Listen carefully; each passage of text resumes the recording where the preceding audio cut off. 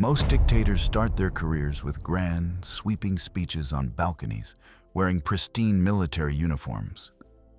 But this guy started as a poetry-writing bank robber who quietly climbed the boring corporate ladder of a totalitarian state until he owned the entire chessboard.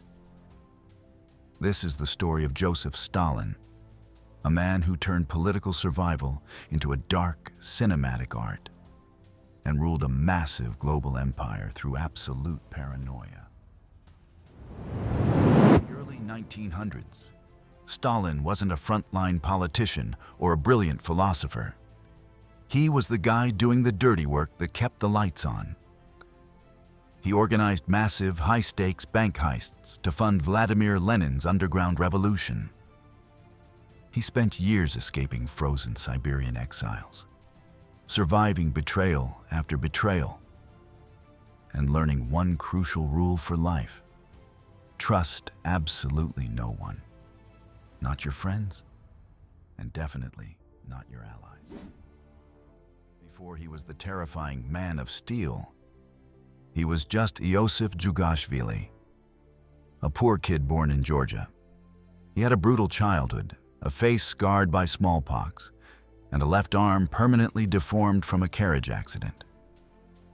His deeply religious mother sent him to a spiritual seminary to become a priest. But instead of studying holy scriptures, young Iosif got expelled for reading forbidden revolutionary books. Instead of a church altar, he chose the Bolshevik underground. When the Russian Empire collapsed and the Bolsheviks finally took over the country, Stalin got a job that every other communist leader thought was completely boring: general secretary. It sounded like an administrative assistant, a glorified paper pusher. But while his chief rival, Leon Trotsky, was busy writing brilliant intellectual essays and leading the Red Army, Stalin realized a massive corporate secret. The guy who controls the paperwork controls the empire. While everyone else was arguing about philosophy, Stalin was quietly appointing his own loyal followers to every single government office across Russia. When Lenin died in 1924, Trotsky fully expected to take the crown. Instead, he walked into the office and realized Stalin already owned the entire bureaucracy. Trotsky was completely outmaneuvered, exiled from the country, and years later, deleted from the timeline with an ice pick in Mexico.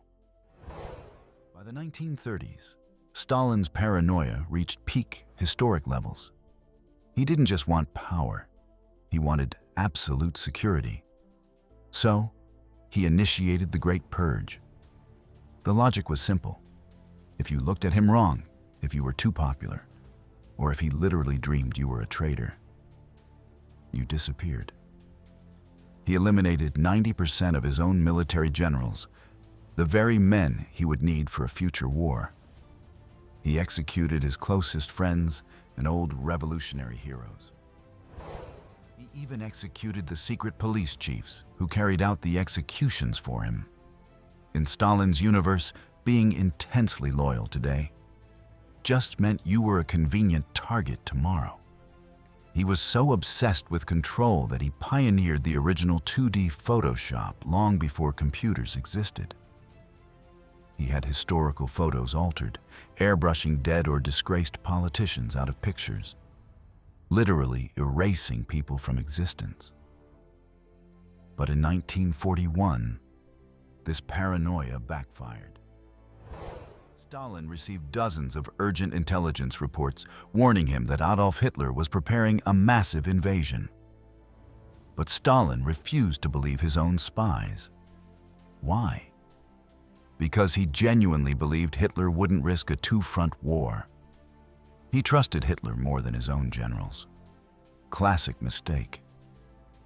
The USSR survived World War II through brutal, unimaginable human sacrifice, and Stalin emerged as a global superpower, locking all of Eastern Europe behind a heavy Iron Curtain. Yet, His final years were completely pathetic.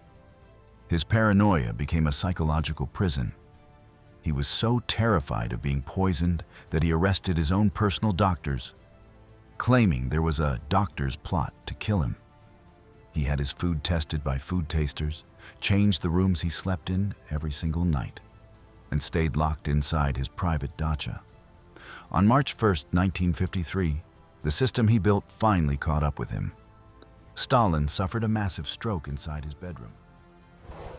His guards outside heard him fall, but they were too terrified to enter without an explicit written order. No one wanted to risk his wrath.